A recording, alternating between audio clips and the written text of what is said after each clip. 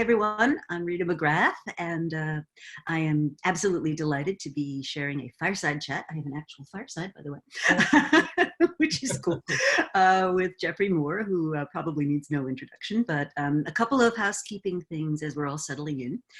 This is being recorded, so don't say anything or write anything that you don't want posterity to remember you for, which is always a good line of thought. I will be trying to keep on top of the chats and the Q&A. So if you do have questions, put them in there. We'll try to follow up after the webinar with any that we missed. And so we get the chats there. And we're also very accessible if you have questions that you want to follow up with in a different medium. So Jeff, welcome virtually. Well, thank you. West Coast saying hi to East Coast. Indeed. We're here. We're here. And I was trying to remember when I first met you. And I think it was when I brought a group to California of very senior executives from ING. And they wanted to learn something about how does Silicon Valley think about things. And I said, well, I can't think of anybody who would be better sort of channeling the Silicon Valley of the time than Jeff Moore. And I think that's when we met. And you were, I think you were doing, I'm trying to remember the book. It was Living on the Fault Line, I think was the book you were working on at that point. So maybe just give our listeners a high-level overview of your sort of career arc for now, and then I'll ask you some specific questions. Well, I had an earlier career actually in academics as an English professor, which was great. I gave that lucrative profession up to join business. I don't know why. What were you thinking? Well, we wanted to live in California, and the jobs weren't there, so we came back to California. I joined a software company, up to 3 different software companies in sales and marketing roles. And I joined a consultancy in 1986, a very famous consultancy called Regis McKenna Inc. And that was where I was able to see a lot of tech companies and begin to see patterns in how the markets were developing. And Regis had some material that was very helpful to work with. And that led to the first book, which was called Crossing the Chasm. And that's sort of the book that I'm best known for. It's sold a lot of copies around the world, still in print. And it's basically focused on startups. How would a startup take a disruptive innovation and get it into the mainstream market? And everybody was having success with the early adopters, but they were having real trouble with what we called the pragmatists. And so it became an important playbook. It led to some additional books that were, the books in the 90s that were focused on really startups and that kind of venture movement that Silicon Valley is pretty famous for. When the tech bubble burst in 2001, the power moved from the challenger to the incumbents, and the incumbents were having the same challenge, which is they had chasms to cross too. And that turned out to be much more problematic than we thought. I thought for a long time it was a strategy problem. So there were some books written about strategy and innovation. What the latest book, though, which is the one that's really caught fire, kind of somewhat similar to Crossing the Chasm, is a book about, no, it's an organizational problem more than anything else. Yeah, Zone to Win. That's the one. And that's sort of like Crossing the Chasm for adults. You know, like I've been there before, but it doesn't seem the same. And so and I'm spending most of my time now either speaking or advising on the ideas in that Zone to Win book. That's great. One of my favorites of your books, which is I think kind of in the middle of this whole stream, was Dealing with Darwin. And I thought, wow, you know, for anybody to actually put a dinosaur on the cover of a trade book, that takes some guts, right? But I remember reading I think you were kind enough to send me a review copy, and I gave you some comments on that. But I remember reading that, and I was so struck at the notion of differential innovation capability, depending on where you were in the kind of arc of a whole sector unfolding.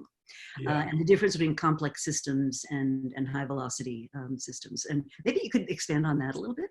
Well, both of those are important. So, because, you know, we talk about innovation, everybody, and you mentioned a lot of people still make the Mecca trip to Silicon Valley to see what's going on. Oh yeah, we got to ride around on the Google bikes and get the whole thing, exactly, that kind of thing. Well, that's a story about disruptive innovation, which is the beginning of technology-based markets. The big ones all start with a disruptive innovation. But that's like saying Act 1, Scene 1 is the key to Hamlet. You know, it's a 5-act play. And so what happens is in the early market, there's a lot of focus on technology-based innovation, and people kind of believe, the believers get together and they say, what can we make happen with this magic beans, right? The next set of innovations have to do with really much more practical application-oriented innovations. And so they kind of combine product leadership and customer intimacy and they focus both of those on a particular niche market or vertical market. And that's what that's the Crossing the Chasm playbook about taking those kinds of innovations. So it's still product innovation, but now it's things like how can I adapt that more specific to an industry or a consumer target. And then we had the tornado, which is what everybody and his mother wants to get on, Wi-Fi or now Zoom or whatever. And there you realize you still had to have product leadership, but now you needed operational excellence, but it was operational excellence for ramping, not for squeezing. Yeah, how do you keep the wheels on the bus as you're going from 50 to 500 miles an hour, which was a really interesting set of innovation challenges. And then you do get to mature markets where you say, look, it's frankly good enough is largely good enough now. So product leadership is no longer really the key class of innovations. Now operational excellence for cost takeout and customer intimacy for that sort of second and third, fourth offer that you get to, even more and more delightful when you get to an Amazon or you get to something like that. So the point about it was just to have, look, there is a taxonomy of innovation types. Don't just try to don't try to be act your age, act your market's age, and do that. And then in the middle of that, what happened was, at least for the tech sector, in the 90s, it was all the B2B companies who were successful. So it was Oracle, it was Cisco, it was Microsoft, it was any of the Intel, all those guys. When the tech bubble burst, all the consumer companies came in. So then it was Google, it was Facebook, it was Amazon, it was Apple. And people said, well, we need to be more like Apple. They said, no, there's really these two architectures called the complex systems architecture and the volume operations architecture. Two different sources of, completely different financial models, business models, operating ratios, innovation models. And people were trying to take lessons from one and into the other. And it didn't work. And so that was the other key idea. Yeah, really interesting. So in the most recent book, you have kind of a hall of infamy of companies that didn't catch the next wave. And I wonder if some of why that happened. So these guys, right?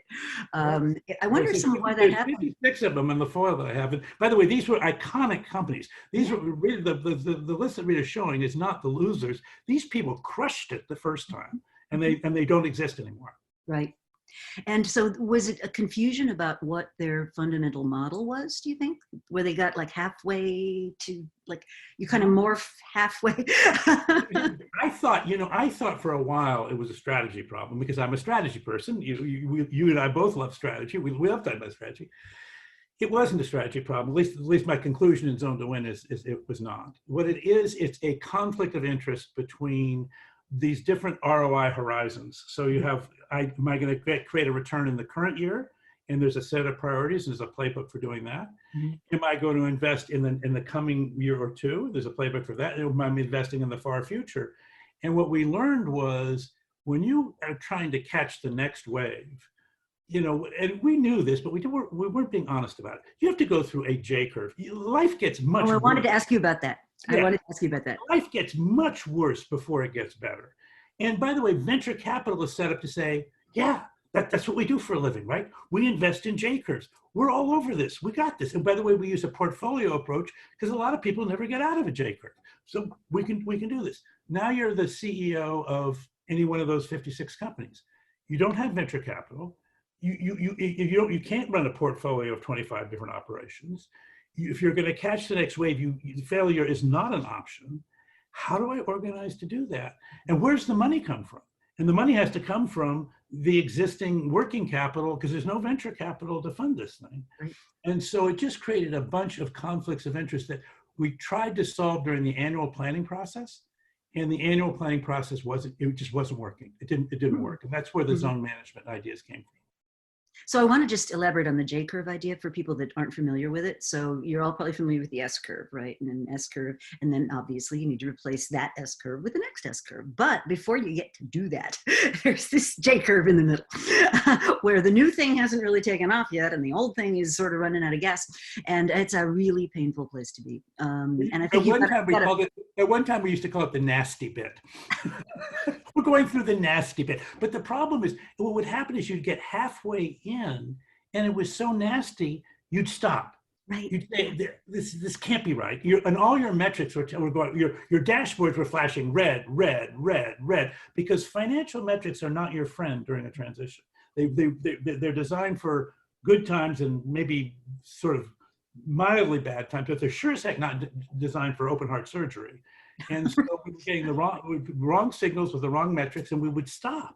Mhm. And what we learned was the worst thing you can do in the middle of a transition is stop. Yeah. So either don't do it, or hell or high water, you're gonna get through to the other side. And if you don't have the stomach for it, pack the thing up and give the money back to the shareholder and play golf. I mean, No, don't be so good. I'm older. I want to stand up for a middle group. Okay. Here's the middle play. The middle play is, look, because seriously, you're a hired management team. You're not the founder. You don't have 20% of the shares of the company. You can't really say my way or the highway. You manage largely by consensus. Your board is kind of a typical board. They're saying, well, you got to make your numbers. I mean, come on. And so you realize, if I've been dealt that hand, I can't take this company through a transformation. And therefore, I must not start one. So what do? And what you can do is you can sort of try to borrow from the next generation of technology and leak it into your current generation. And what you're doing is buying time. And by the way, it doesn't work forever. But you can buy the better part of a decade by essentially not putting your company in play. Yeah. Eventually, you got to call it. And what you should be doing during that time is trying to create a coalition of the willing that can make this journey, or frankly, sell your company to somebody who can do it on your behalf, because they have a coalition of the willing and they buy your company. But I do think it's important that because there's just a lot of companies more companies are set up today. I think more companies I talk with do not have that coalition than do have it. I agree. I went through a very, very painful decade watching Nokia just absolutely fall into that pattern. One of the things you talked about in an HBR article from a little while ago was what you called the Horizon 2 problem, which I think is very related to this. Maybe you could elaborate on that a bit. Yeah. So one of the ways we get that, Jay, is if you just look at any spreadsheet, you say, well, okay, so we're revenue versus how are we doing? And what you realize is that you go below the line and you're losing money. Oh, we're losing money faster. Oh, we're accelerating downward. And so actually the first thing in the J curve is, could we bottom out, please? Could we bottom out? And then when you bottom out and you start to come up, hey, we're still losing money. We're still losing money. As I said, in the venture model, that's built into the venture funding equation. But when that money is coming from your core business, who, by the way, wanted investment, they wanted to use that money to themselves. That's where that challenge is. And so Horizon 2 was, what we were saying in Horizon 2 is, look, we really do think this is the next big thing. We agree on it. Great. I need to be funded this year. I'm not giving you any of that money back. No return. Next year, I'm going to need more money. I'm not going to give any of that back either. In the third year, if we really, really, really crush it, I can break even. And meanwhile, the core business is going, what are you talking about? Exactly. Give me that money. I will give you a 10 or 12 or 14% return on. What are you doing? And so the first year, well, yes, we believe in the future. And actually, it's not that much money. But that second or third year, it's brutal. And so, and then if you are delay, or if you hesitate, or you do any kind of whinging and you kind of start to lose momentum, you can never get it back. So the sad thing about transformations is, if you ever lose momentum, man, that's it. And that's what people were doing. They would get halfway, and Nokia is a great example. You get halfway into these initiatives, and they go, we're going to use the Windows operating system. Symbian, I don't know. So anyway. Yeah, and I'll never forget, I was in Espoo or Oulu, or one of those Nokia plants in Finland, right? And I was literally holding in my hands what you would recognize today as a tablet computer. It connected to the internet. It didn't have touchscreen, but you could access it with a stylus, and it was it was slick, it was clean, everything we would now recognize as today's, tablet computers. And this would have been in like 2006. I mean, we're talking before we had iPhones, before we had any of that stuff. And they invested so much in research, brilliant stuff, could not get it into the market. And I think that's why they had this mindset about, well, we can manufacture 100 million phones a minute, and why do we need to bother with this stuff? know. Right. And by the way, so in this zone management idea, there's a chunk of your company. In fact, the core of your company is designed to do exactly that. Hey, take the existing paradigm and just crush it with it. And so build more plants and, be more productive and be the global leader in smartphones, which Nokia was in 2007 when the iPhone came out. Mm-hmm. But that mindset and that set of metrics and that management model, which you teach so well at Columbia and they teach well at Harvard and Stanford, that management model is designed for a performance zone, and it is toxic to an incubation zone. Absolutely. So we had a question about how do you know when you're at the bottom of a J curve? Well, yeah, exactly. You don't. What you do know is you're not, until you're going up, you're not at the bottom.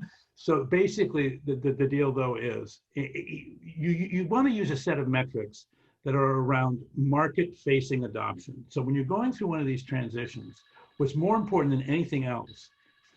Excuse me, my phone is just, I don't know what it's doing. All right, stop. I absolutely adore it when Silicon Valley people have trouble with their tech. It's my daughter. I'm sure there's some great picture of my grandchild here. So I just want you to know how much I care about this thing that I'm not looking at my phone right now. but back to this issue of getting through that J curve. So basically, you have to set milestones, and you can use the venture mindset here, which is because venture goes through J curves, right? But they say, okay, but have you gotten minimum viable product out? Okay, do you have your first customer references? Do you have repeatable use cases? Is there a niche market that's adopted you? Are you into adjacent markets? And as long as you're making that kind of power progress, then your performance numbers can be negative, and your evaluation goes up. This is something people just don't get. How can you lose $1 billion and be worth a gazillion dollars? And the answer is because what investors are valuing is power, not performance. What they're saying is performance is an indicator of power, and power is a predictor of future performance. So, you're getting, but you have to measure power, not performance, during this J curve period. And all our metrics are set up to measure performance. So it just looks like you're performing worse and worse and worse. And the answer is no. The correct answer is yes, but we're getting more powerful and more powerful and more powerful. Right. So one of the metrics that a colleague and I have dreamed up is something we call the imagination premium. And basically, you take the market cap of a firm. They have to be publicly traded, and based on looking at their beta, how risky they are, you can get a cost of capital, and you can work backward into how much cash flow they generated, and you can actually divide their market cap into cash flow from operations, which is your core business, right? Yep. And cash flow. And market cap attributable to growth. Now, what's super interesting is that a company like Tesla, it's all value of growth. It's all value of growth. And so we're hoping to really use that metric to try to combat a little bit this tyranny of the quarter by quarter. Because if we can show you, if I could go to a Boeing or a whatever and say, look, for every 10 million you put into innovation, this is going to be the consequence on your market cap if you have a credible growth story and you tell the story well. And so, a company like Amazon or Tesla or any of those have imagination premiums up the wazoo, not because they're super profitable, but because people are saying the power metrics, right? Yeah, and this is really important. Something else you just said, you have to be able to tell the story. So remember, I'm an English professor, ex-English professor. So what's interesting about the world of performance and power, in the world of performance, the spreadsheet is your friend. In the world of power, it is not. In the world of power, PowerPoint is your friend. And by the way, PowerPoint can lead you astray in the world of performance because you can lie actually with PowerPoint. But the point about it is the narrative. I'm shocked. I know it's amazing, even in politics apparently. But the key to the power thing is it begins with a narrative, and the narrative says something like, "There's a categorical shift going on." And look at the medium we're on right now, and look what happens to Zoom stock price and all the video conferencing stock prices. The category is coming into prominence, and we tell a story about where the trapped value is in the world and why this category is going to release all that trapped value and why people are going to want to give us a lot of money for it. Hasn't happened yet, but we're heading there. So we call that category power. And what Rita's imagination premium is all about is saying, guys, where are you get a return on that in your market cap, because investors are forward looking. we always say investors look at the last quarter. They do, but they're looking at it as an indicator of future power. Because a share of stock buys a share of the future earnings. It doesn't buy you a share of the past earnings. So that's over. But what they're trying to do is where are you, is where you're going. And so this, and the business schools need to be better. Now I'm going to challenge, all the business schools. Mm-hmm. We don't teach this power and performance yin yang correctly, or I don't think we treat it correctly. We over rotate to performance, and anybody who gets an MBA and doesn't know how to manage the performance zone wasn't listening. Mm-hmm. And we talk about power, but we talk about it in a more impressionistic way, and we don't get it concrete enough to say, but what am I actually doing to create power? Mm-hmm. Absolutely. So just for those that may not be familiar with this distinction, this actually was something I think Satya Nadella talks about a lot, which is changing the incentive plan, where a chunk of it's based on sort of delivery today, and a chunk of it is based on these power metrics, so that you're actually incenting people to care about the future. And if half your comp comes from caring about the future, you're going to be a lot more interested in it than if it is the other way. Because it's Microsoft, you'll know there'll be objective metrics associated with both. It's not like well, I kind of read the I Ching and thought about power. There'll be objective metrics. They tend to be market signals, like adoption is a monthly. There's a thing in tech called monthly active users. That's a great power metric, because it's how much is there appeal. So you look for those objective metrics of power, just like we look for objective metrics of performance. Absolutely. One of the things I talk about a lot, and I've been doing some work on strategic inflection points, and one of the things people persistently get wrong is that there are actually three kinds of indicators. So there's lagging indicators, and most of what you're calling performance measures are lagging indicators.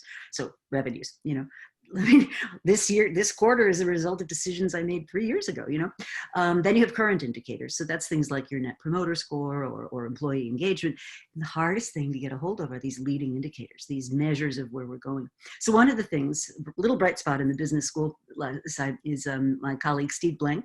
Steve, I'm sure. I know Steve. Yeah, he's great. Yeah, and he's got this wonderful metric that he calls the investment readiness tool, I guess he calls it. And what it is sort of like, when the YMCA does their fundraiser and they want to raise $10,000 and they have like a thermometer that, shows your progress. And he has these milestones, right? Just as you've alluded to, he says, well, the first thing is, do you have any kind of evidence somebody wants to buy this thing? And, but it's basically a measure of power, that he's come up with, and he is teaching that. So I think that's a useful. Well, it's great because in the annual planning process, often we use ROI as sort of the test bed for should we invest in A or versus B. But ROI is highly privileged to the existing business and to the existing ROI, and it becomes very fuzzy. It's a very difficult metric to use for these more future-looking things. And so I do think it's better to say ROI for performance, and then these other metrics for power. Mm-hmm. One of our listeners just said investment readiness level is what he calls it. So that's good. Okay, thank you, listener. See, I like an educated audience. This is good. Thank you, people. Keep us online. Absolutely. So one of the ideas that you've talked about, which I don't think has gotten as much attention as maybe it should, is this distinction between core and context. And I wonder if you could sort of tell the story about that. Sure. So, because people were saying, what would happen is people would say, well, we're not putting enough money behind our most advantaged opportunities. And we have these crown jewels, we have this capability, we have this great opportunity, but we're putting most of our money into what they called their core. And the more you looked at their core, what you realized what they meant by that is their existing book of business, which was increasingly becoming less differentiated, but it had inertial momentum. And so we said, well, wait a minute, there's something else going on here. So we made this distinction between core and context differently. We said core are the things that make you unique. They're your crown jewels. They're the things that other people envy that they don't have. They're your claim to fame. They're the reason that you are you. And context is everything else you do. And when you looked at your business that way, you realized a whole lot of your core business was actually context. I mean, basically, you were Nokia, you're making 100 million phones. Well, yeah, but people would just make phones. And the key thing with context is you don't get a prize for being brilliant. but you do get a penalty for screwing it up. Mhm. Mhm. It's like your luggage arriving when the plane arrives and you're in Boston. If your luggage arrives, you don't like go, way to go, United Airlines. But if it doesn't arrive, you get really cranky. Okay. So you Mhm. can see why there's a lot of risk can be associated, particularly with what we call mission critical context, Mhm. but there's not a lot of reward. And so what we're trying to do is saying, look, when you look at your context functions, that's a place you want to extract resources and get more and more efficient, because you still have to deliver, but you're not going to get a prize. So if you could extract resources from Mhm. there and put them into core, where you're going to get a big prize, because core is where people pay you a premium. That I want the iPhone, I don't want the Android phone, and I'll pay you a premium, Mhm. to get one. But Mhm. it's got to be because you innovated on your core. Yeah. It just, that distinction was I think pretty enlightening for people. I think it really was. I think it really was. And I don't think we talk about it enough. This idea that you can't just look at all the things that you do as this undifferentiated blob. One of the frameworks I use a lot is basically looking at attributes that people once thought were like positive and exciting, and I'll wait all night long in front of the Apple store to get them. What happens over time is, in a competitive market, competitors catch up, or whatever we're doing is nearly good enough or whatever. And I kind of see many of Apple's products sort of sliding that way. And, Core becomes context over time. Yes, exactly. And yes. so, they kind of, I kind of, they lost me at the iPhone 6. Okay, all right. But because what it says is, I mean, it's really important. So no core is permanent, right? I mean, you wrote that book, The End of Competitive Advantage. And I can remember a time when we thought, well, if you get competitive advantage, it's like a fort, Oh, it's yeah. permanent. Yeah. It's going to last forever. Uh-huh. But in a competitive market, what does a competitor do? They neutralize your advantage. So we have this innovation model. You and I were talking about it earlier today, I think, between what do I get for innovation really? And there's three things I think you can get to get payback. One is differentiation, which is the core thing. We're better. You buy us because we have this capability that the other guys don't. But another one's called neutralization. And that's where you say, the other guy has this feature. They're the best in the world at it, but I'm going to be good enough at it Uh-huh. that you can buy me for other, I'm back in the game. Mm-hmm. And we don't give enough attention to what I would call innovation for neutralization. And then there's innovation around optimization. And we said, well, that's not innovation. And my claim is, well, you try it. I mean, optimization's hard, and it does take innovation, but it's innovation in service of cost reduction, efficiencies, and whatever. Differentiation, everybody gets the differentiation one. And then there's this neutralization one, which, by the way, I think Microsoft is probably the single best company at neutralization innovation I've ever. Tell that story, because I know you've been working with them pretty intensively, right? Yeah.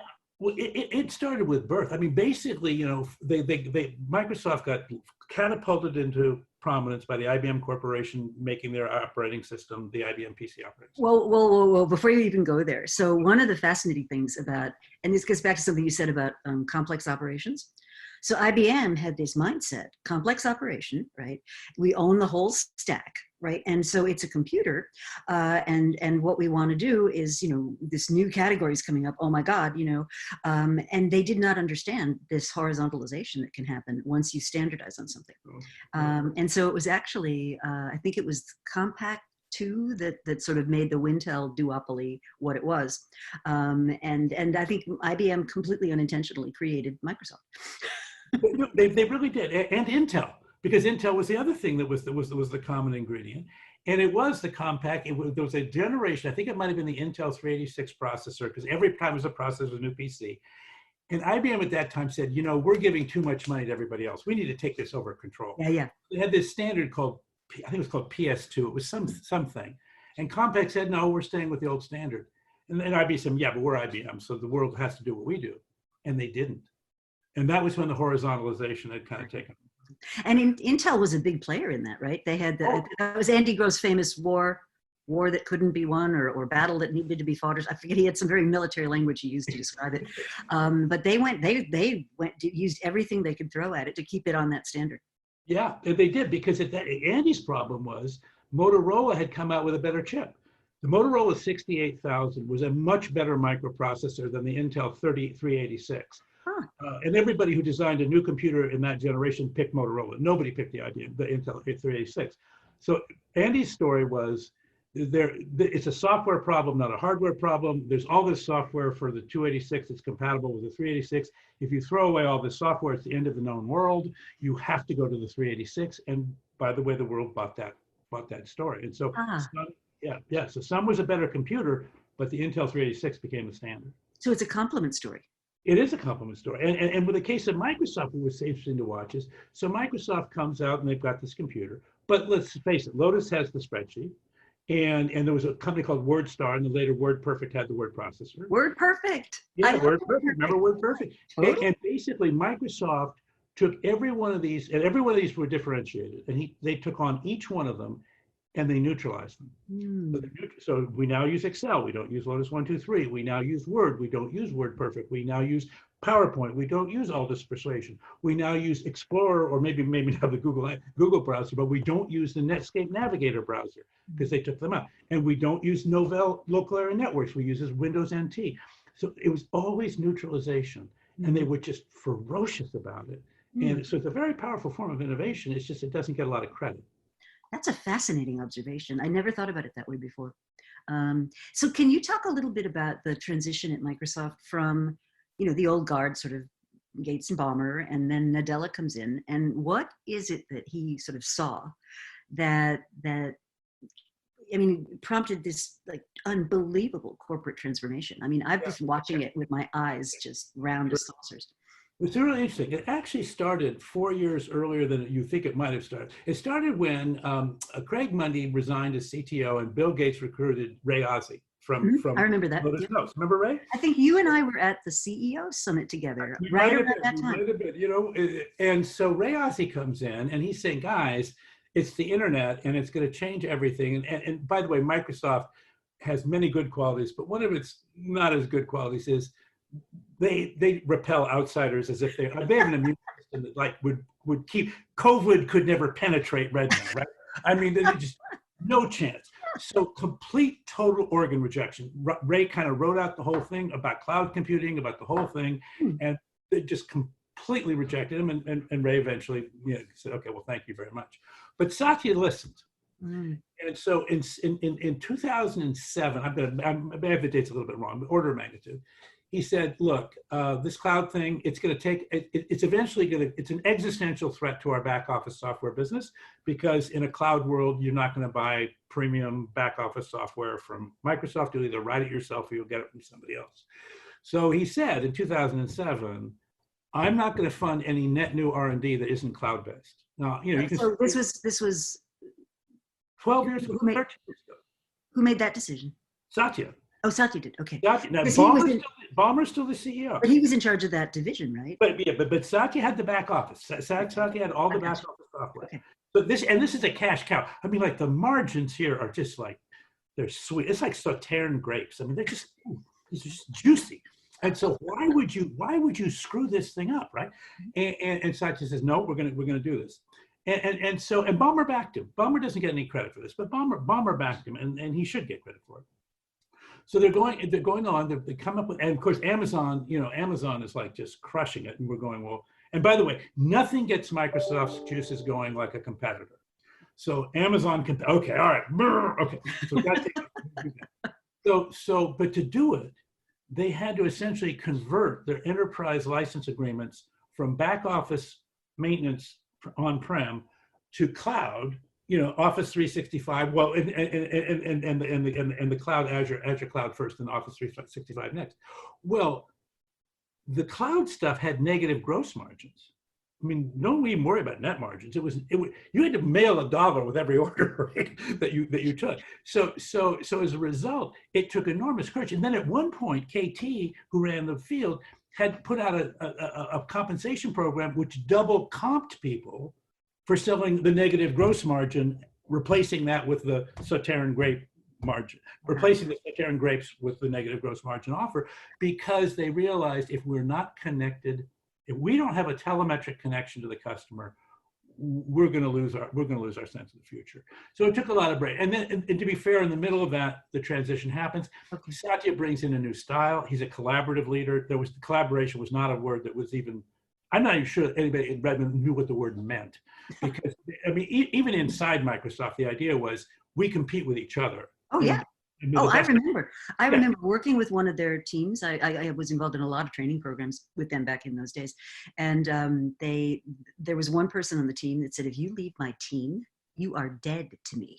And this was to go to another team inside of Microsoft. So Yes. this makes me think of a typology I know both of us are very fond of, which is the Schneider's cultural typology. Yes. And they Yes. talk about 4 different kinds of culture, and the Microsoft culture being this competence culture, right? Yeah. Where Totally. it's driven by competition, it's driven by individual excellence, and when it's great, it's super high performing, and when it's bad, it's like Enron. And so in the middle of a mass market, if you think about the 1990s when the client server computing and then the internet replaced all other prior infrastructure, my vernacular for this is it's a tornado of demand. It just sucks everything up. In a tornado, competence cultures win hands down. Is that right? Yeah, they just Yeah. crush it. Once you have categorical demand, it becomes a market share land grab game. A competence culture is designed to capture. It's like Alexander the Great. He conquered the world. He just couldn't govern it. You had to govern it. Greece had to turn it over to Rome, right? And it's kind of a little bit. It's a little bit like what's going on with the Ballmer to Satya thing. Because Satya can, people buy into Satya, and it's not just Microsoft people. The world has bought into him, and he did. And that performance thing he was talking about, part of that came out of a conversation. He invited me in. We had the whole team there, and Amy Hood, who was the CFO, was there. And I raised this thing about power and performance, and Amy just got the bit between her teeth. She said, "That's important."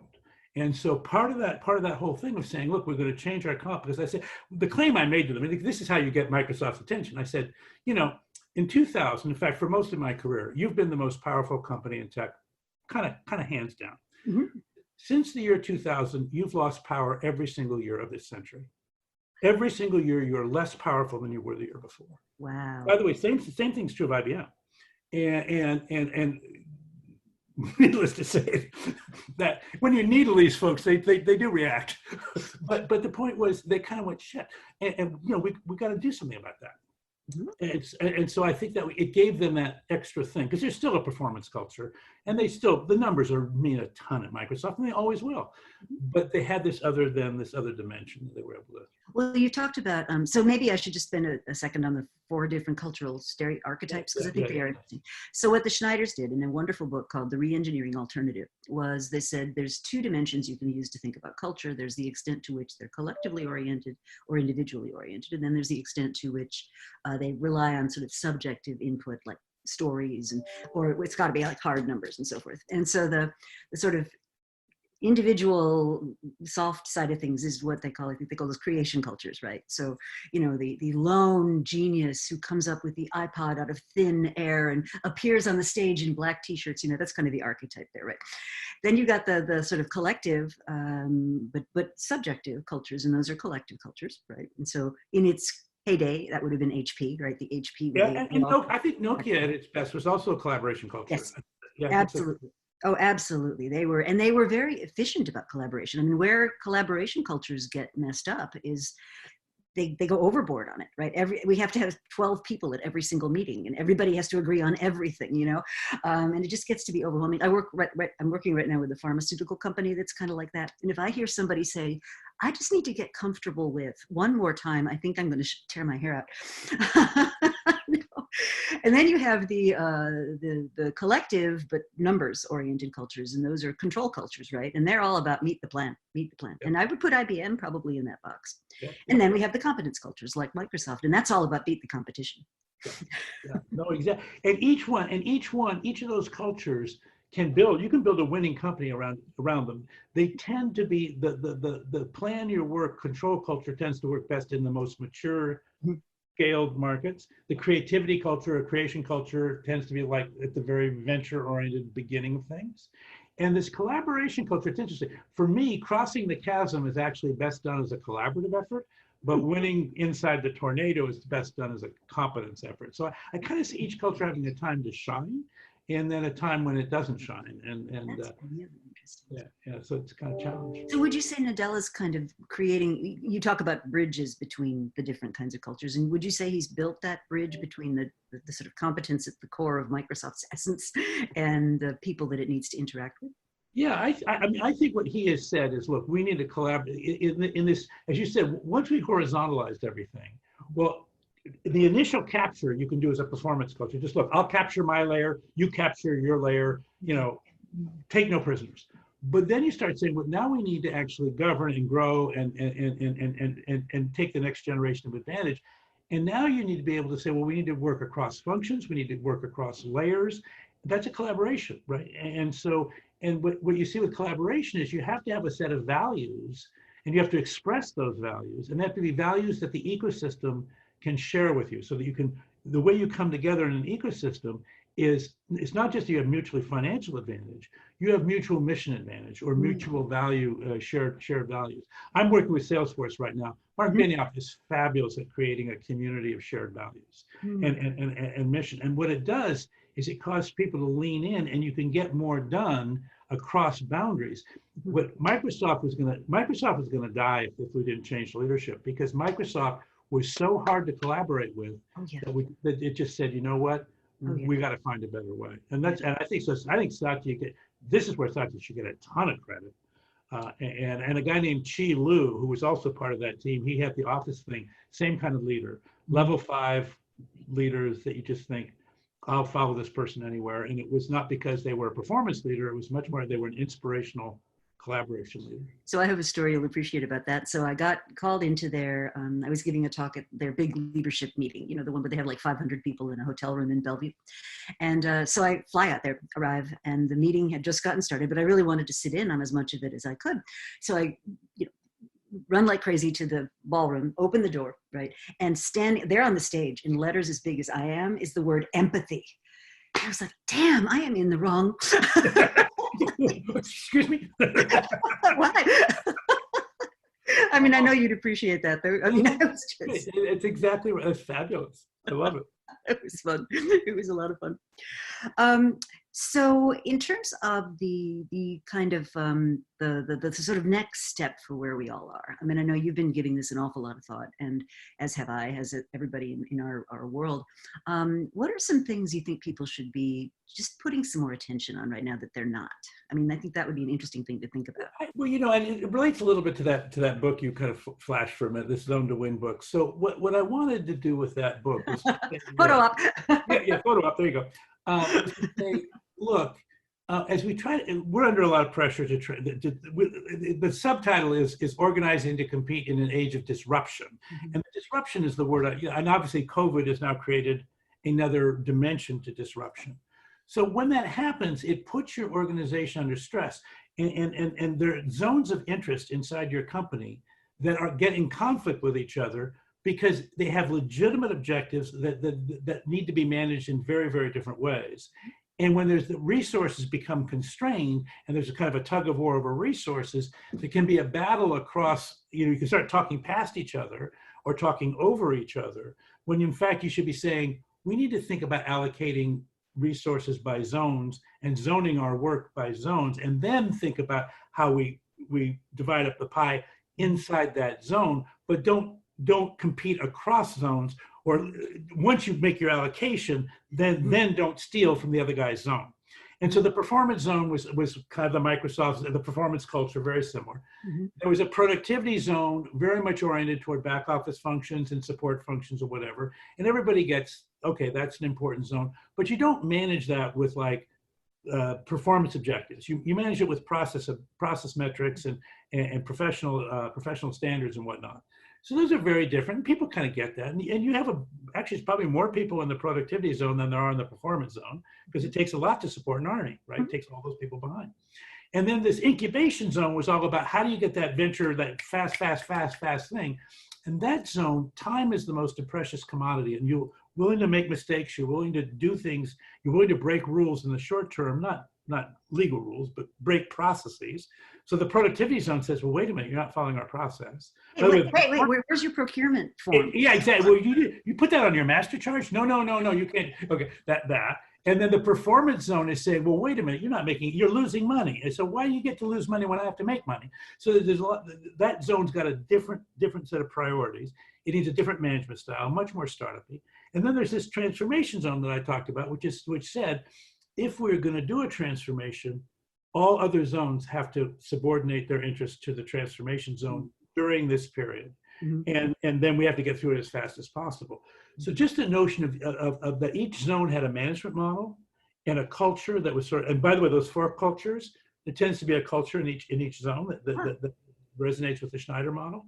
But the point about the model said is the management model, any one zone, that it creates success in that zone, creates failure in the other 3 zones. That's so interesting.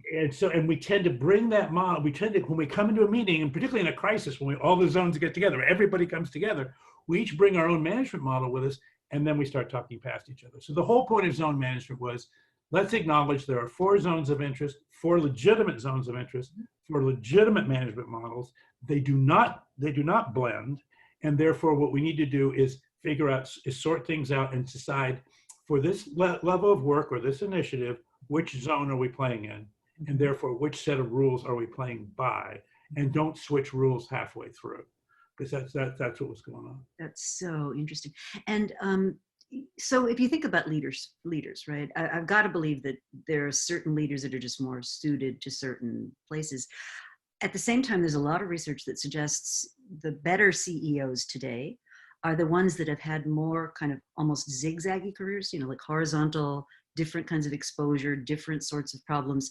And maybe, what do you see? Do you see the? I think so. I mean, we used to talk about job rotation at one point. Remember, there was a time when to do that. But what I would think about is zone rotation. So if you're a CEO and you've never been if you've only been in one zone, it's hard to be a good CEO because you have to spend enough time. You don't have to be in every zone, but you have to at least be able to empathize and honor each zone and understand how does that zone contribute to the health of the organism? So we have this is like Shakespeare and Julius Caesar. So there's the head, there's the belly, there's the feet, and the head should not tell the feet how to walk, and the feet should not tell the head how to think, and the stomach. It's a little bit like with zones, right? We need them all to be healthy, and what happens, I think, in bad times, I think the most common thing you and I see is I would call it either tyranny of the performance zone, where it's just the number, or if the company's in decline, you actually see a shift of power from the performance zone to the productivity zone, and it's tyranny of the productivity zone.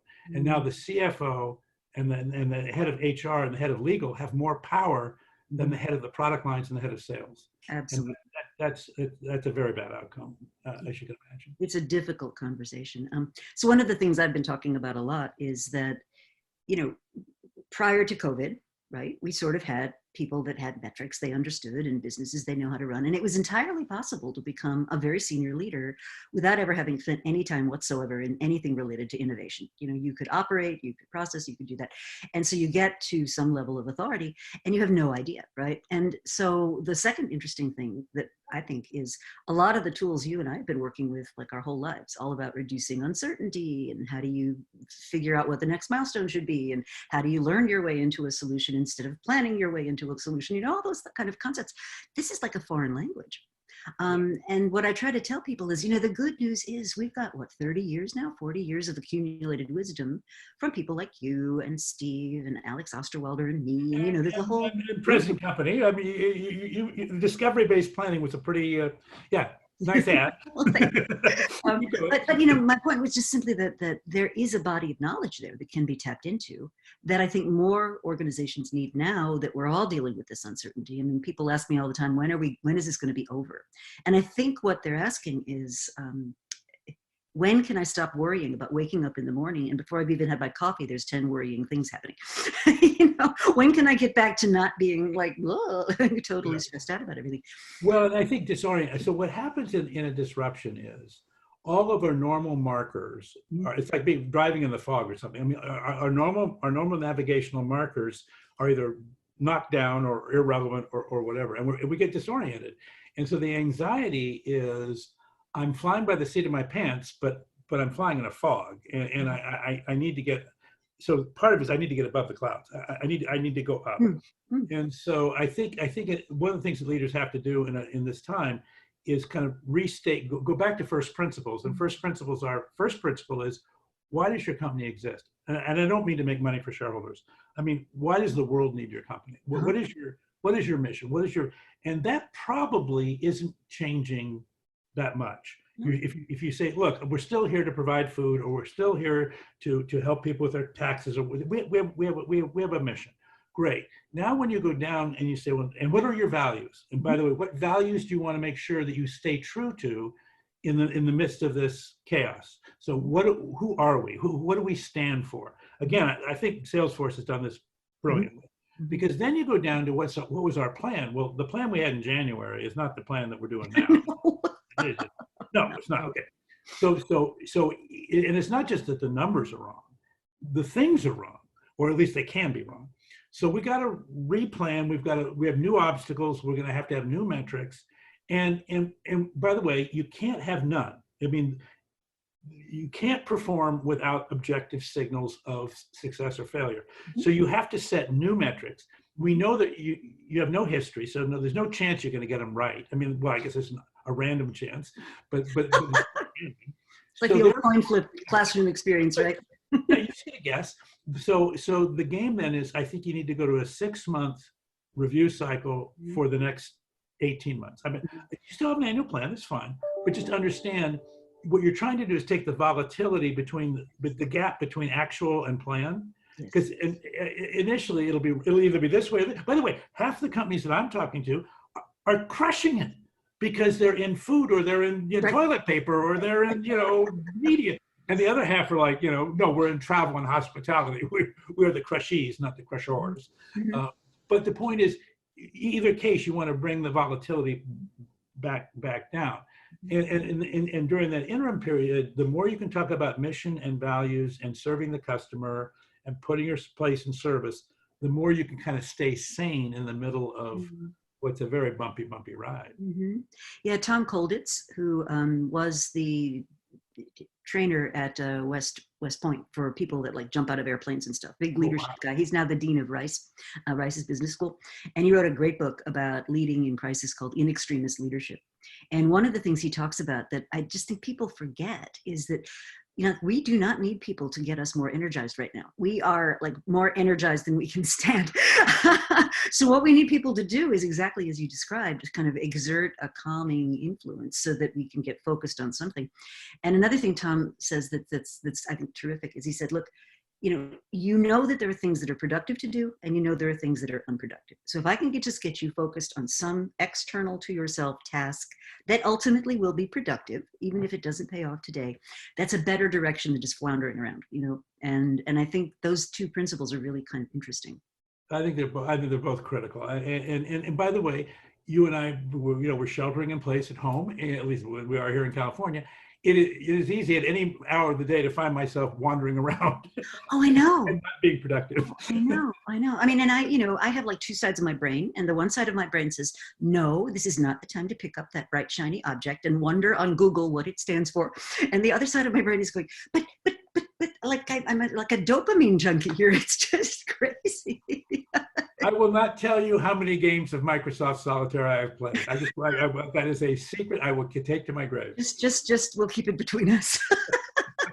But I think, it's I mean, even if what you're doing is absolutely stupid, sometimes I just think you have to give yourself permission to take half an hour and go do it, like, okay. And by the way, this is where running or mindfulness or whatever it is you can do to actually be helped. I think that it's interesting, the emphasis on mental health, or kind of mental health to me means, maybe a little bit, I associate that too much with pathology.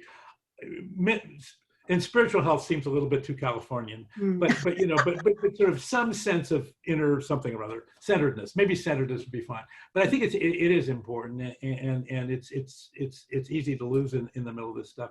I had one other thing you were saying about the COVID thing. One other thing that's come up. I've been doing a bunch of roundtables with just people from all over the country, and there's this model about when will we come back, how will we come back, that whole thing. And the World Economic Forum and these people have these three, the V curve, it's going to bounce straight back, and the U is more like a recession, and then the L looks more like a depression, and then there was this interesting one which I hadn't seen before called the Y curve, which is part of the economy actually comes back quickly, more like a V, and part of it looks more like an L going forward.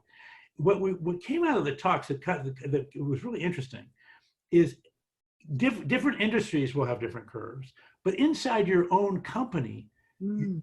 if you segment your customer base, Mhm. which of my customers are going to experience a V versus an L versus a U versus a Y? And by the way, because I need to be in service to the people that can consume my service, so Mhm. I need to over rotate to the people that can come back, and I need to do maybe strategic acts of generosity with the people that are going to take a longer time to come back. But for the first time, segmenting your customer base based on their economic prospects over the next 12 to 24 months, that becomes a pretty important tactic. It does. That's really interesting. Wow. Well, we're sort of getting toward the end of our allotted time. So what I'd like to ask is, where can people learn more if they want to participate in Jeff's world in some meaningful way? Well, it's really nice. So I think there's a blog on LinkedIn. I have to say, during the COVID thing, I haven't blogged as much as I was in the past, but still Your there. LinkedIn blog is great, by the way. I'm an avid follower. Well, thank you, thanks. And then I do think the Zone to Win book is important because no matter what's happened now, is digital transformation has sort of affected everybody, and so finding a way to incorporate, how do I allocate resources to my core business and to sustaining it? And how do I also position myself to catch the next wave and then potentially actually do the transformation of getting on the next wave? Different problems, different management models. I think just for a vocabulary, one of the things I learned with Crossing the Chasm, and I think it's true of Zone to Win, is if you put the vocabulary out there and let people use the vocabulary, they'll find ways to do the right thing. But if in the absence of a vocabulary, in the absence of being able to name the forces that are working on them, that's when we quarrel with each other. Mm-hmm. Mm-hmm. Yeah, that's so important. And you have a website, and I have you've a got website, jeffreyamore.com.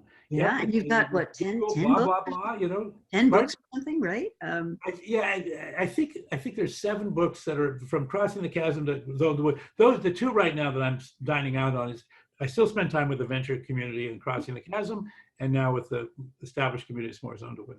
Well, I was really glad to see you weigh in on that, because I think some of these insights are not, like, they're not part of our 300-year-old industrial manufacturing model, right? And everything's so much more dynamic. And I do think one of the things digital has done is, aside from dropping entry barriers, it's also dropped internal barriers. I mean, when I go back to my dad's years at Xerox, when Xerox was still, a company, I mean, you had to make photocopies of things and physically bring them to people, and it just slowed everything down, right?